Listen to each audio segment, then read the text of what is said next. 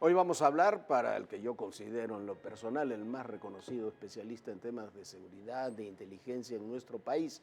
Es uno de los hombres que creó en los hechos el CISEN, ha trabajado con distintas administraciones, con distintos presidentes y también con muchos de los principales hombres y mujeres de la iniciativa privada. Hola, Viviana. Hola Jorge, ¿cómo estás? Muchísimas gracias por acompañarnos. Y el día de hoy está con nosotros Jorge Tello Pior. Jorge, amigo y en verdad uno de los mejores especialistas en temas de seguridad en este país. Hola Viviana, hola Jorge. Muchísimas gracias por acompañarnos. Al contrario, es un honor y muchas gracias. Honor que me hacen y me comprometen con esa presentación. Oye, con esa presentación queríamos hablar, esa es la idea. Hay mucha incertidumbre, estamos en una campaña electoral, el país tiene que definir su rumbo en muchos sentidos, hay propuestas diferentes. Todos los candidatos han hablado de la seguridad, pero la verdad no hay, por lo menos hasta ahora, todavía no han empezado, es verdad, las campañas formales, pero no hay propuestas de seguridad de fondo ya presentadas, que el electorado, que la ciudadanía pueda aquilatar. Y un poco lo que queríamos ver contigo, analizar, es qué hacer en el ámbito de la seguridad. Hacia dónde se puede avanzar en el ámbito de la seguridad, qué es lo posible y qué es lo deseable en el ámbito de la seguridad. Primero, un diagnóstico. ¿Cuál es el diagnóstico actual de la seguridad que tienes tú, que la has visto y la has trabajado desde dentro y desde fuera del ámbito oficial? Miren ustedes, yo creo que lo más importante es que realmente estamos en una situación de muy mal ánimo. Estamos enojados. El ánimo nacional se percibe, así lo comentan los analistas. México está enojado. México está triste y no hay manera de negar. Estamos muy preocupados porque el tema de seguridad es un tema muy personal. La parte, la experiencia de cada uno de nosotros nos dice qué es lo que somos, qué es lo que hacemos, y el gobierno nos puede decir misa. La situación la sabemos nosotros por experiencia propia. No voy a abundar más. ¿Cuál es el estado de cosas? Pues los números hablan por sí mismos y las autoridades han estado dándonos cuenta de que encontramos el año pasado como el año más preocupante en términos de número, solo hablando de homicidios, ¿no? Oye, Entonces, Carlos, una cosa, pero es muy importante, sí es verdad el tema de que gran parte de estos homicidios se han dado entre bandas delictivas y no hacia la población en general, ¿no? mira, alguien me preguntaba, ¿qué es más peligroso, Nuevo Laredo o Reynosa? Yo decía, pues depende, porque si solo vas a pasar, puede ser que Nuevo Laredo sea bastante seguro, no hay balazos. Eh, si vas a pasar, preocúpate más por Reynosa. Es más inseguro en términos de la incertidumbre que tienes. Pero si vas a poner un negocio, a lo mejor la situación en Nuevo Laredo es más preocupante. Yo creo que hay que ver para adelante. Me parece que la situación es muy grave, pero también creo que hay razones para ser optimistas. ¿Y por qué lo digo? Lo digo porque cada vez que hemos hecho un esfuerzo coordinado, donde nos articulamos las autoridades con la sociedad, las cosas avanzan muy rápidamente. ¿Se acuerdan ustedes de Monterrey? Ustedes A ti estuvieron. te tocó coordinar en buena medida el tema Nuevo León, el tema Monterrey, tuviste un papel protagónico en eso, y ese fue un esfuerzo, lo platicábamos la semana pasada con Navarrete Prida, fue un esfuerzo exitoso en términos de seguridad y de confianza ciudadana. Mira, son historias de éxito, que alguien me decía, no son historias de éxito porque después se volvieron a descomponer. En estricto rigor podemos medirlas y dar cuenta de historias de éxitos en Tijuana, y mira que hoy está mal, en Ciudad Juárez, cuando la ciudadanía realmente demandó y trabaja con el gobierno todavía, Torreón y Monterrey, por supuesto. Y los números son impresionantes, pero lo más importante, cómo se sentía las comunidades, la comunidad, las colonias, las universidades, los que participaban de manera más marcada, porque eran los que sabían lo que estaba pasando y cómo estaban avanzando. Hay razones para ser optimistas porque sí se puede. También es cierto que tan pronto como empezamos a sentir que las cosas mejoran, aflojamos y nos vamos de regreso perdemos el miedo, se nos pasó el No, no. susto. Eso justo te iba a decir, a ver, Jorge y yo hemos estado, bueno, estamos cumpliendo ya 9 años aquí en Todo Personal y a lo largo de estos años, por ejemplo, nos tocó ir, Jorge, a Ciudad Juárez cuando estaba en el momento más crítico y después cuando había bajado muchísimo la violencia. Nos pasó lo mismo en Monterrey, fuimos cuando decían que San Pedro era el municipio más seguro del país y después nos tocó la explosión en el Casino Royal y estos cementerios de trailers y después de ese momento tan crítico en Monterrey, en Nuevo León, nos tocó ver también cómo se había hecho y cómo se había reestructurado la policía.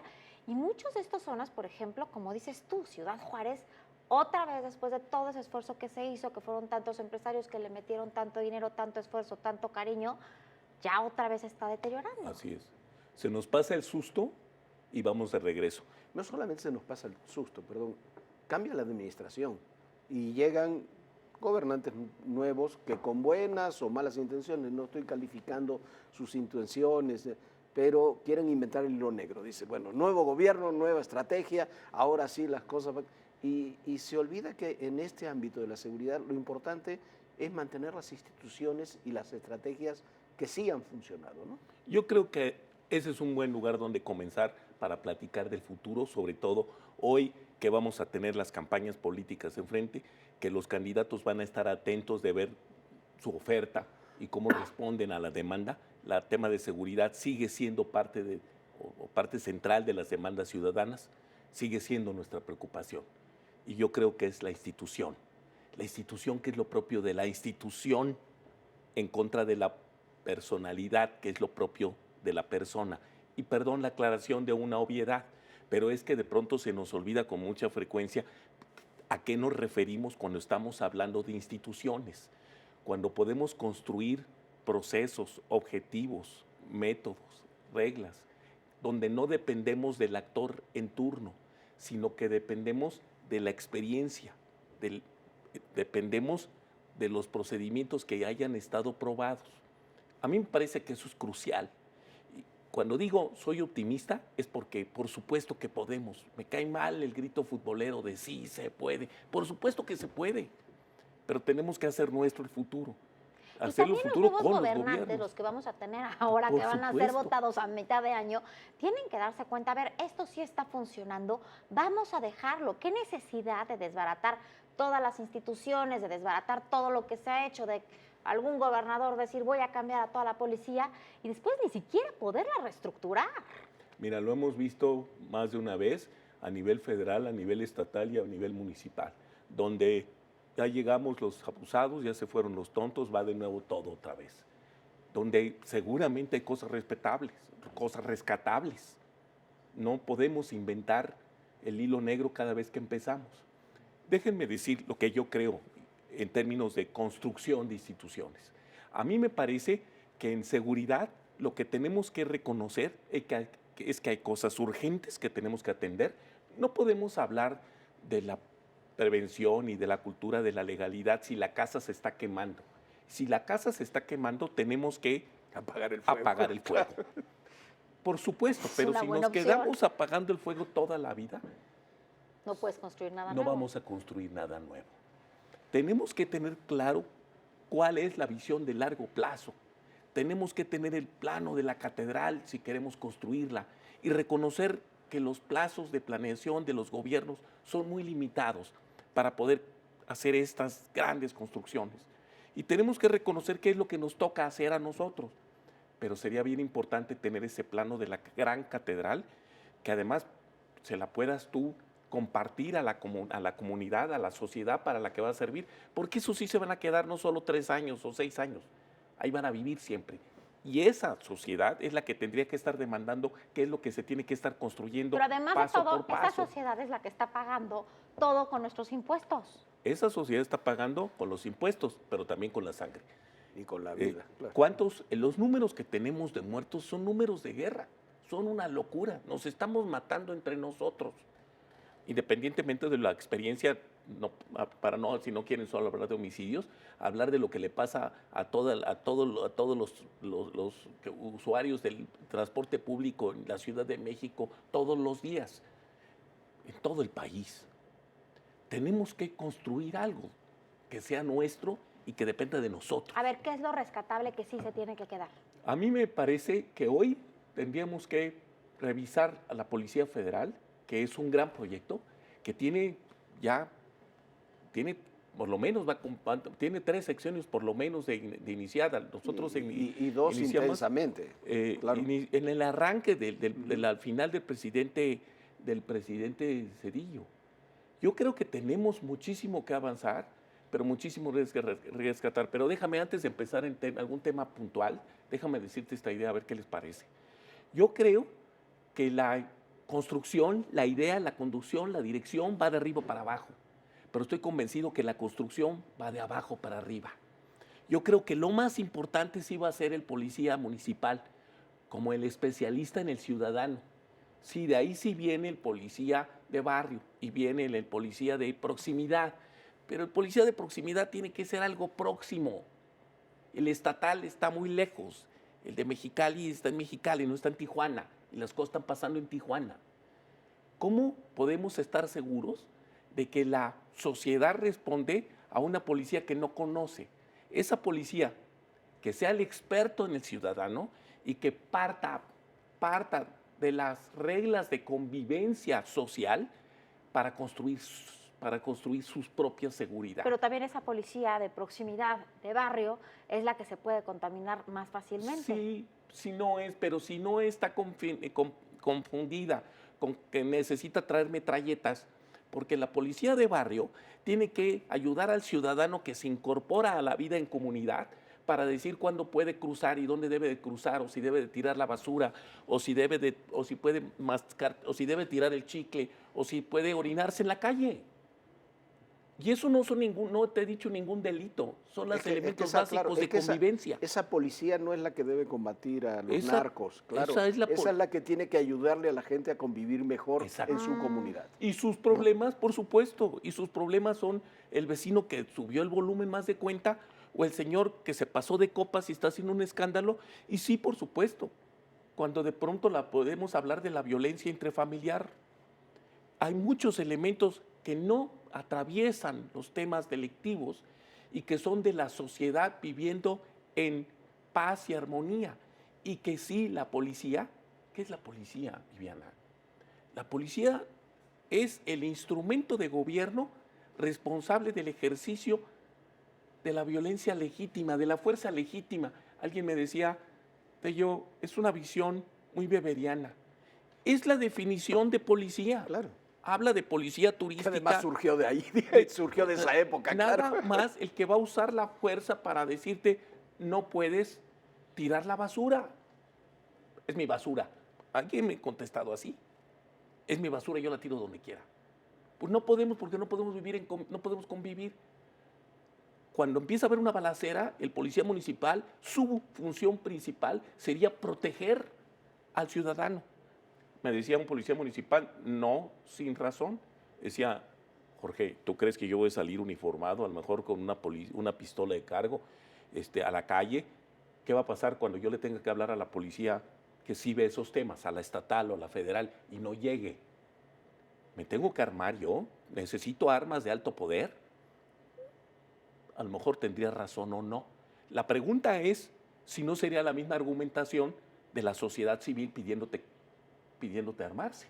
Entonces los grupos de autodefensa, como sociedad armada, porque no hay policía que la proteja, bueno, entonces yo le podría en ese argumento darle razón a la policía municipal que se arme, porque no hay policía estatal armada.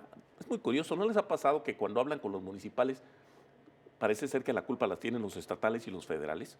Sí, claro. Y cuando hablas con los estatales, parece que la culpa la tienen los municipales y los federales, y así sucesivamente.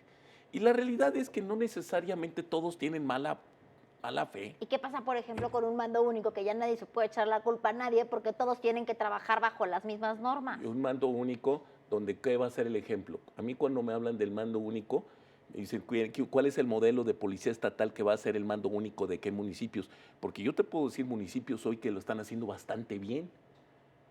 ¿Cuál es el modelo hoy de policía estatal? Yo sé de muchos esfuerzos que se están haciendo, pero hoy un modelo que digas todos tengamos que seguir el modelo de X estado, reconozco, repito, que hay muchos esfuerzos, ¿Cuál es el que les gusta a ustedes como modelo? Es que además en este momento yo creo que la discusión de mando único, no, en este momento como están las cosas, es una discusión un poco vana.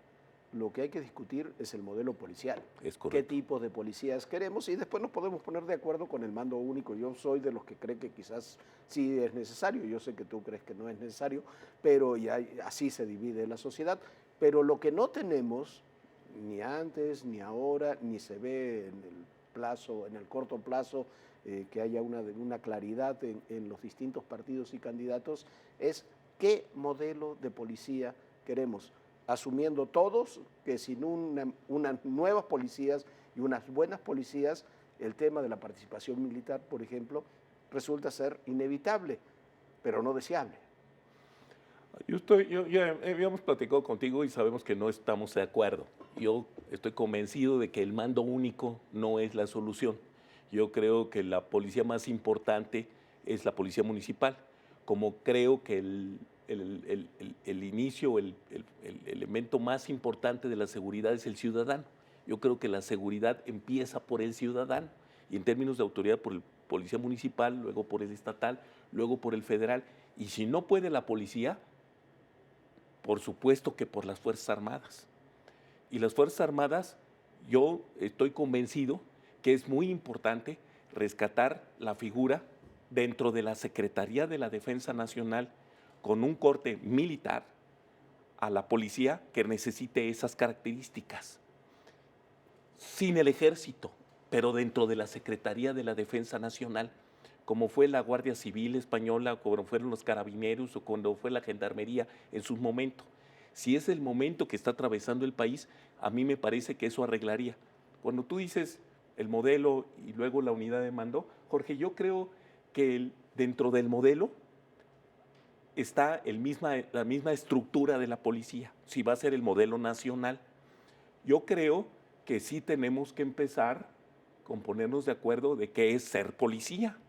A mí una amiga mía muy querida y que sabe de estos temas, decía, Jorge, es que la policía no puede ser ese ente de fuerza represivo. Decía, ¿cómo quieres llamarlo? Es que la parte de educativa, formativa, yo decía, como el profesor. Pero eso no existe. Ese es el maestro y la secretaria de Educación Pública, Sí, claro. o sea, Pero, sí a ver, Jorge, tiene que eso tener... no existe. Si tú no le tienes miedo a la policía, a ver, ¿por qué nos funciona todo tan bien a los mexicanos cuando vamos a Estados Unidos? Porque tú sabes que si te das una vuelta equivocada, te van a infraccionar, pero no solo te van a infraccionar, si te infraccionan, te sube el seguro del coche, pero además de todo tienes que ir a juicio, encarar al policía de por qué te diste la vuelta equivocada. Aquí en México no le tenemos todavía ese respeto a la policía y ese miedo. Hay que tenérselo. Que tenga una función educativa y formativa y ejemplar, perfecto, pero no es, Pero que como vaya dices tú, o sea, como tú no dices, es el maestro. No van a educar a la sociedad. Esa figura del policía con el niñito y una florecita, así no jala. La policía es el que si no puedes tirarla, si no tiras la basura en su lugar, te puede ordenar a que la pongas en su lugar. Por eso tenemos que ver cuál es el concepto de ser policía.